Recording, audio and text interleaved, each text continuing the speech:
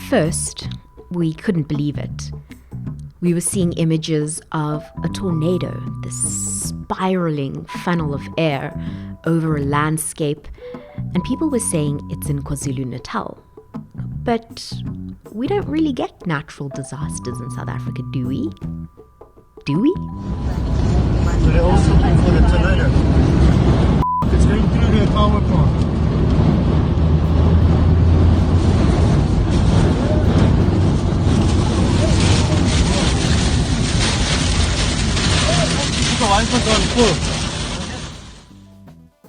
It turned out to be true. This tornado had hit KwaZulu-Natal. In fact, it was near New Hanover, and it caused devastation. It was a frightening moment or experience.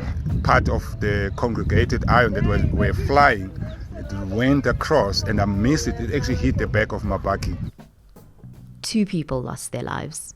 20 are injured. And countless others are reeling from the devastating effect of this tornado. They've lost their homes, all their possessions.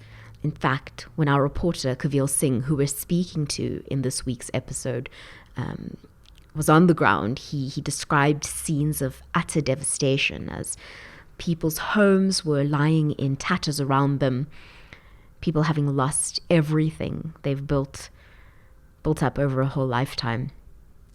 So that's what we're talking about this week on The Story. There's nothing funny or quirky about it. It's about this tornado that's devastated KwaZulu-Natal. The first one, because there are 2 now, the first one hit near New Hanover and the second near Bergville. As far as we know, all of the province is on lockdown. Schools have been cancelled. People are being cautioned to stay off the roads. And people are hunkering down until this weather passes. You're listening to The Story. It's a new podcast from News24. Every week, we're going to take you inside our newsroom. We'll speak to journalists and experts about the week's biggest story. This is what we saw, heard, and uncovered this week.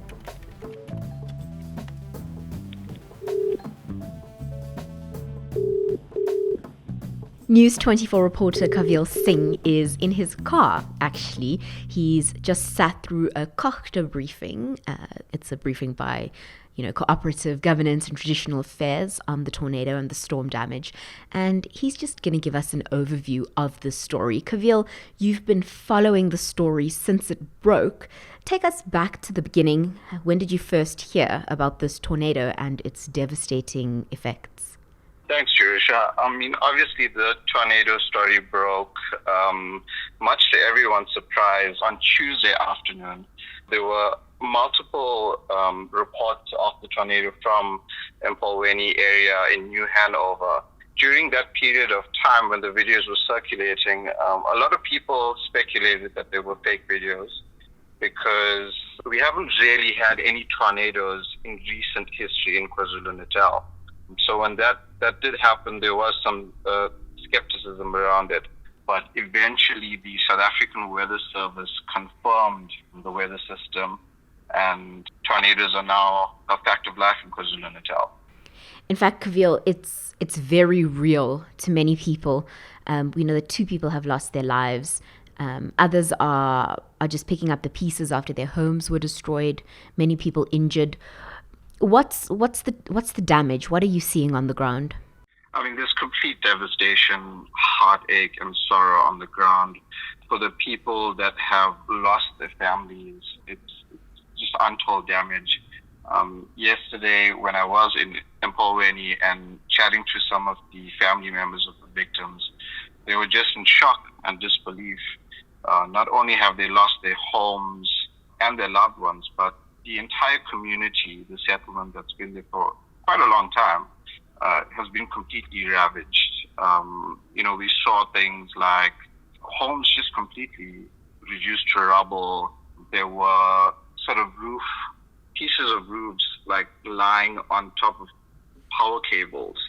It was just shocking visuals and emotions on the ground. So one of the most powerful stories that we had was from a mother who lost her daughter. You spoke to her at her home. Just, tell us about that. Yes, I spoke to Liliwe and Globu, and sort of the heartbreak and emotion that came out of her was very overwhelming. She constantly fought back tears as she described the scene that sort of played out at her home during this tornado. While speaking to her, she cried, she teared, and she was at a complete loss for what had happened.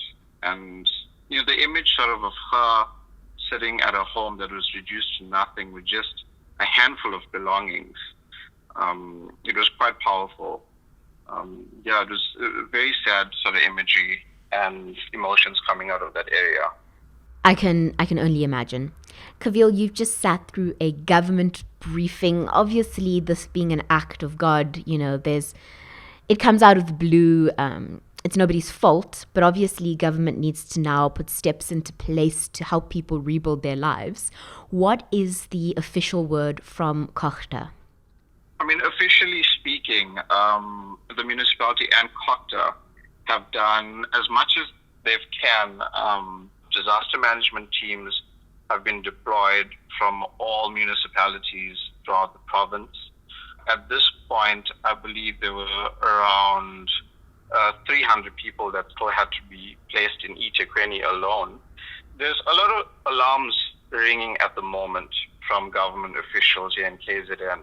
MEC Sipho Hlomuka, he stated that public officials will be asked to stay at home for the duration of this afternoon, Thursday afternoon and Friday, for safety concerns. He's also advised private institutions and businesses to do the same because of the inclement weather that's predicted.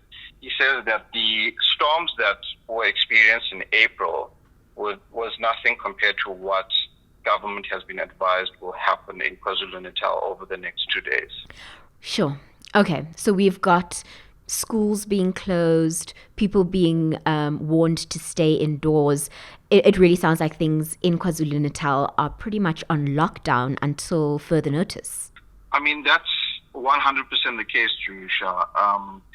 We've received multiple reports on social media and from just residents in general of people rushing home around midday today on Thursday and just working from home or just getting their kids and doing their best to stay as safe as possible. Everyone's been asked to stay off the roads and just remain indoors for the next 48 hours. Kaveel, which areas does this lockdown pertain to? Are we speaking specifically about kind of the New Hanover, Pietermaritzburg type area, or does this extend further? Well, MEC Slomoka didn't want to get drawn into which specific areas there were. He said that he left the warning for the entire province because the damage has been so widespread that they can't really predict exactly where there's going to be more damage or more loss of life.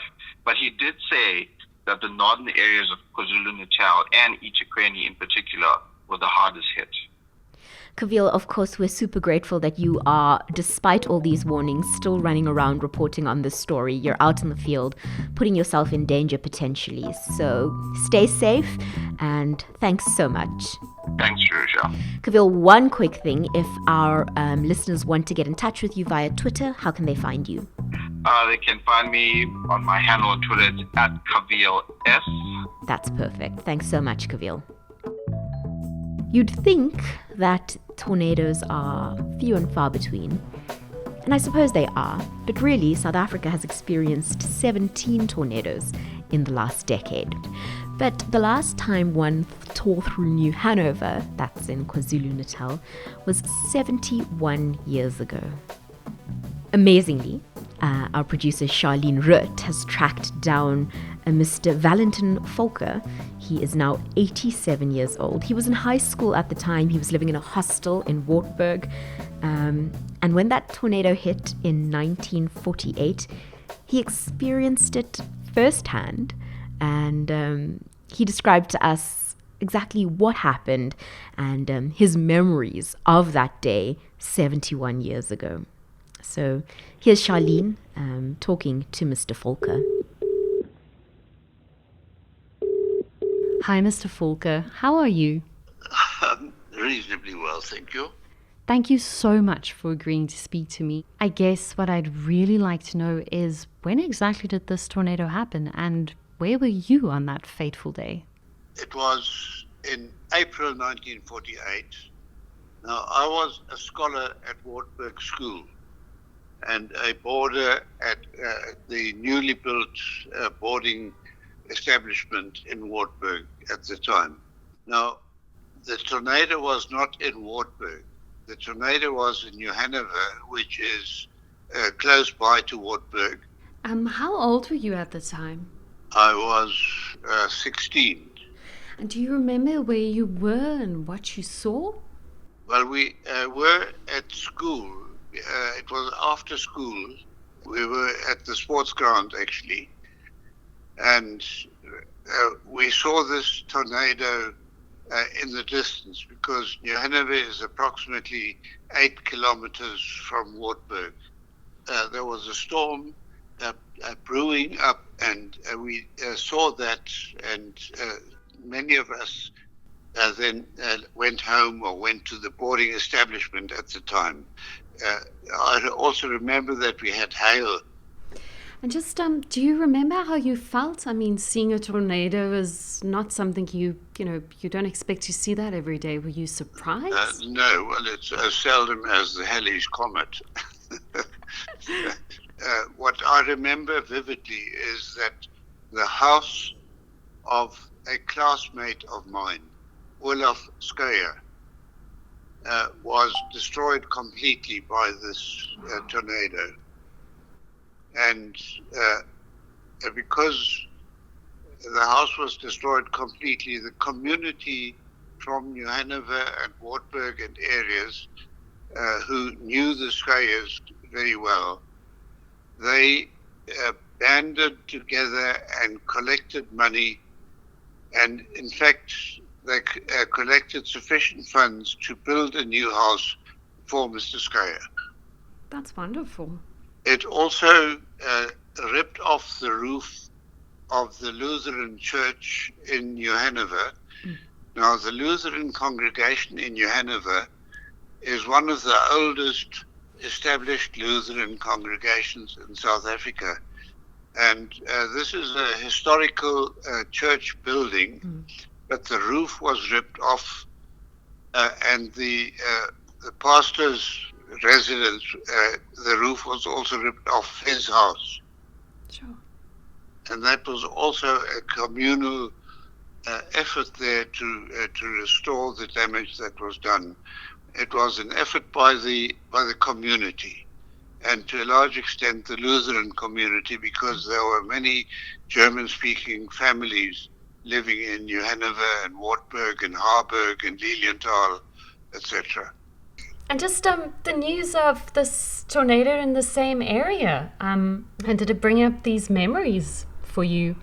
When this tornado happened 2 days ago in New Hanover, I remember the previous tornado, and it just struck me that the tornado struck New Hanover again, because one has fond memories of the areas where one went to school and where one lived in those days. Absolutely.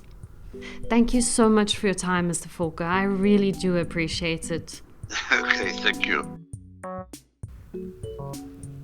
The Story is a weekly podcast by News24. It's hosted by me, Jerusha Sukthio-Rath, and this week it's produced and edited by Charlene Root. For more on this story and many other stories, visit news24.com.